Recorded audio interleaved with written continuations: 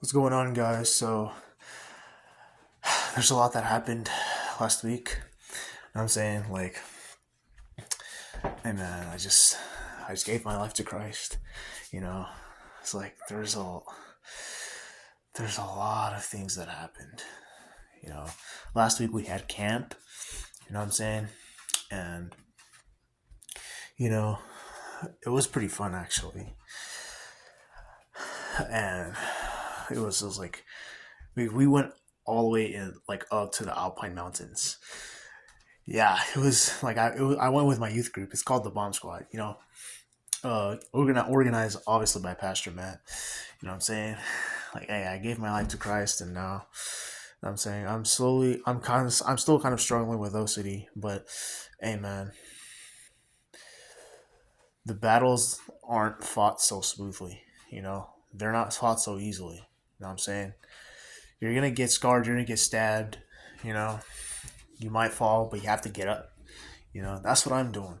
You know what I'm saying? Right now, my OCD, I ain't gonna lie, it's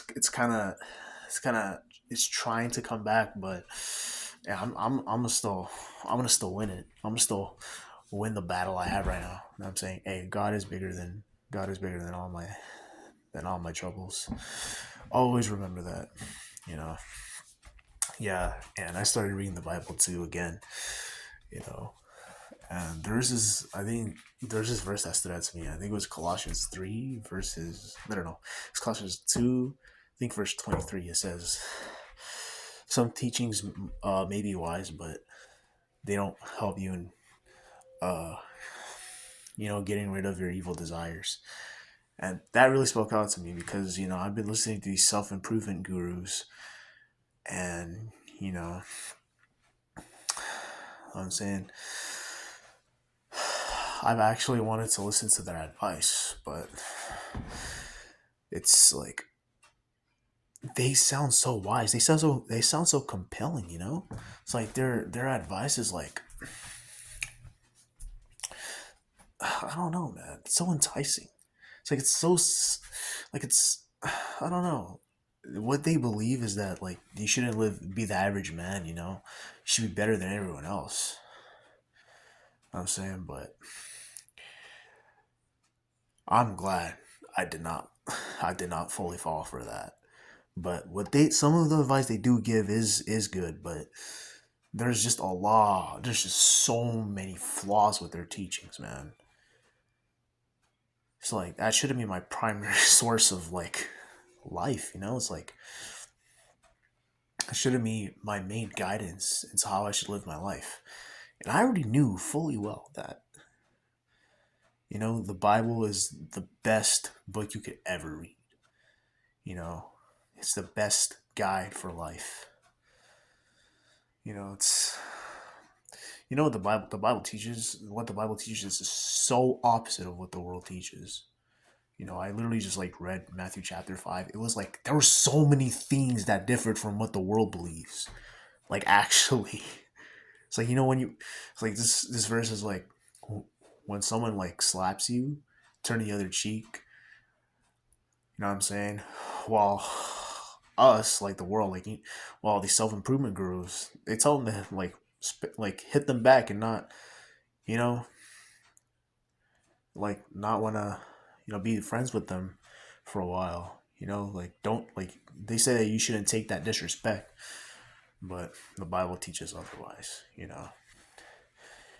Because blessed are those who are persecuted, for theirs is the kingdom of heaven. I always remember that. You know, be merciful. You know what I'm saying? Like, blessed are they too. There's just so much more. There's just so much like I have to say. And whatever you do, do for God. I think it was like 3:23, Colossians 3:23. Yeah, yeah. So now I don't have to be a people pleaser anymore. Now I just have to be. Now I just have to live for God, and there's just so many. There's just the main reason why I went on self improvement, so I can just be remembered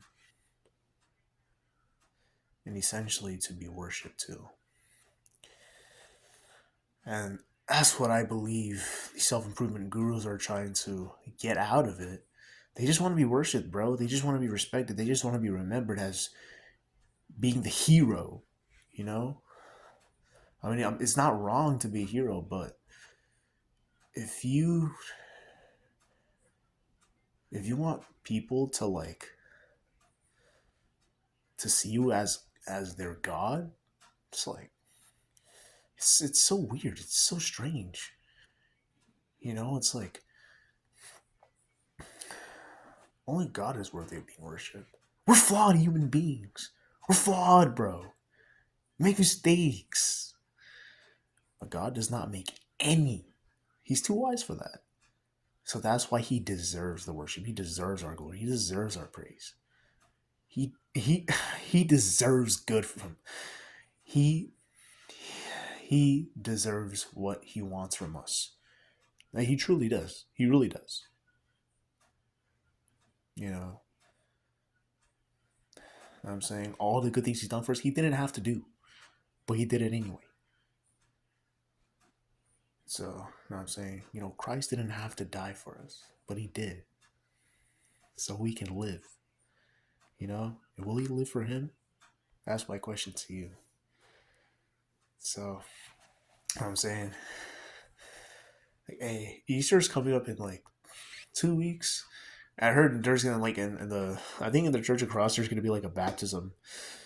Yeah, me personally, I'm a Seventh Day Adventist, so if you don't know what it is, it's basically like a Christian. But they go to church on Saturday because we believe in the 7 day Sabbath. But yeah, that's that's pretty much the whole thing. Well, yeah, I don't know what else to say, but there's gonna be a lot of things. I'm gonna explain more in depth about why I wanted to be in the self improvement journey, and you know what it like my true intentions behind self improvement, and why you know why that changed, why I just decided to not want to worry about that anymore. You know, living for Christ was just seem. I know living for Christ is like it's like it's not going to be easy, but it's just like it's more worth it, you know. But yeah, it's like the work is there. Like whatever you do for Christ is going to be so much more worth it, you know. It's whatever you do for Christ. If you just live by Him, you have a relationship with it. It's going to be all worth it. So yeah, that's what I wanted to say to you guys. Hopefully this video blesses you.